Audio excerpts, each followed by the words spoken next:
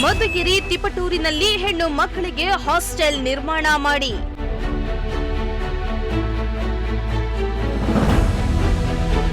ಆಡಳಿತ ಮಂಡಳಿಗೆ ಮಾಜಿ ಸಚಿವ ರಾಜಣ್ಣ ಸಲಹೆ.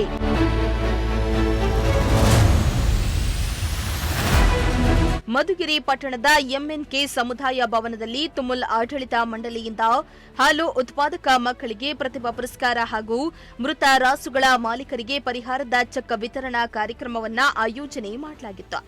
ಕಾರ್ಯಕ್ರಮದಲ್ಲಿ ಮಾಜಿ ಸಚಿವ ರಾಜಣ್ಣ ಹಾಗೂ ತುಮಲ್ ಅಧ್ಯಕ್ಷ ಎಚ್ವಿ ವೆಂಕಟೇಶ್ ಪರಿಹಾರದ ಚೆಕ್ ಹಾಗೂ ಹಾಲು ಉತ್ಪಾದಕ ಮಕ್ಕಳಿಗೆ ಪ್ರತಿಭಾ ಪುರಸ್ಕಾರವನ್ನು ವಿತರಣೆ ಮಾಡಲಾಯಿತು. ಪರಿಹಾರದ ಚೆಕ್ ಅನ್ನು ವಿತರಣೆ ಮಾಡಿ ಮಾತನಾಡಿದ ಶಾಸಕ ಕೆಎನ್ ರಾಜಣ್ಣ, ಗ್ರಾಮೀಣ ಭಾಗವು ಮೊದಲು ಅಭಿವೃದ್ಧಿ ಕಾಣಬೇಕು. ತುಮಕೂರಿನಲ್ಲಿ ಸುಸರ್ಜಿತವಾದ ಹೆಣ್ಣು ಮಕ್ಕಳ ಹಾಸ್ಟೆಲ್ ನಿರ್ಮಾಣ ಮಾಡಲಾಗಿದ್ದು, ಮುಂದಿನ ದಿನಗಳಲ್ಲಿ ಮಧುಗಿರಿ ಹಾಗೂ ತಿಪಟೂರಿನಲ್ಲಿಯೂ ಹೆಣ್ಣು ಮಕ್ಕಳಿಗಾಗಿ ಹಾಸ್ಟೆಲ್ ನಿರ್ಮಾಣ ಮಾಡುವಂತೆ ರಾಜಣ್ಣ ತುಮಲ್ ಆಡಳಿತ ಮಂಡಳಿಯಿಂದ ಸಲಹೆಯನ್ನ ನೀಡಿದ್ರು.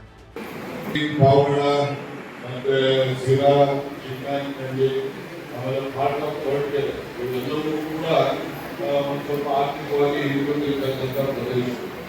ಈ ಒಂದು ಪ್ರದೇಶಗಳಲ್ಲಿ ರೈತರಿಗೆ ನಾವು ಆರ್ಥಿಕವಾಗಿ ಸದೃಢ ಆಗಲಿಕ್ಕೆ ಹೆಚ್ಚು ಪ್ರೋತ್ಸಾಹದ ಅಗತ್ಯತೆ ಇದೆ.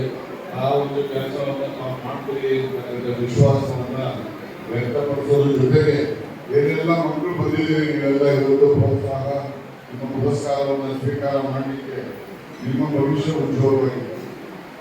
ನಾವೆಲ್ಲ ವಿದ್ಯಾಭ್ಯಾಸ ಮಾಡುವ ಕಾಲದಲ್ಲಿ ಯಾರು ಸ್ಟೇಟ್ ಕೊಡ್ತಿಲ್ಲ, ಕಂಪನಿ ಕೊಡುತ್ತಿಲ್ಲ, ಕೊಡ್ತಾ ಇದ್ದೀವಿ.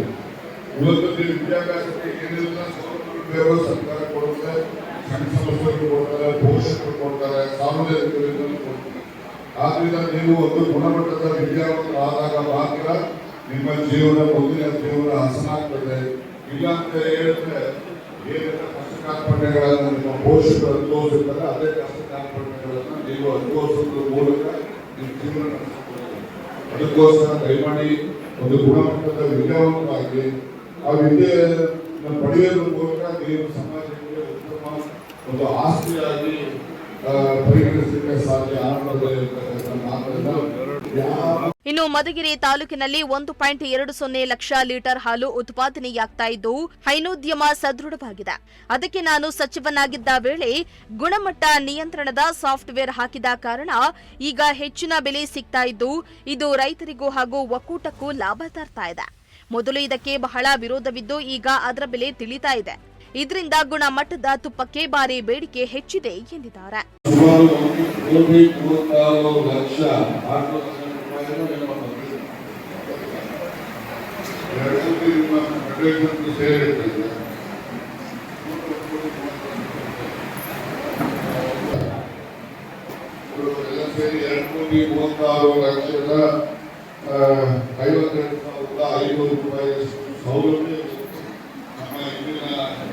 ನಮ್ಮ ತಾಲೂಕಿನ ಹಾಲು ಉತ್ಪಾದಕರ ಸಂಘಗಳಿಗೆ ಸದಸ್ಯರಿಗೆ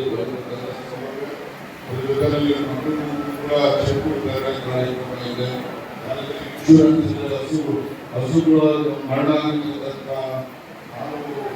ಹಸುವನ್ನು ರೈತರಿಗೂ ಕೂಡ ಹಣ ವಿತರಣೆ ಕಾರ್ಯಕ್ರಮ.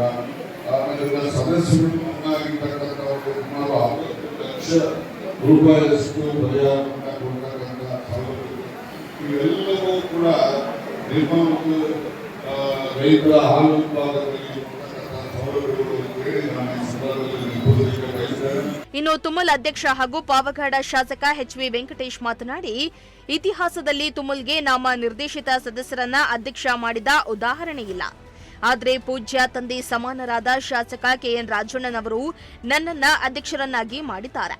ಅವರ ಸಹಕಾರಿ ಕ್ಷೇತ್ರದ ಅನುಭವ ಹಾಗೂ ರೈತಪರ ಕಾರ್ಯಕ್ರಮವು ನಮಗೆ ಮಾರ್ಗದರ್ಶನ ನೀಡುತ್ತಾ ಇದ್ದು, ಯಾವುದೇ ಕಪ್ಪು ಚುಕ್ಕೆ ಬಾರದಂತೆ ಕೆಲಸ ಮಾಡ್ತೇವೆ ಎಂದಿದ್ದಾರೆ.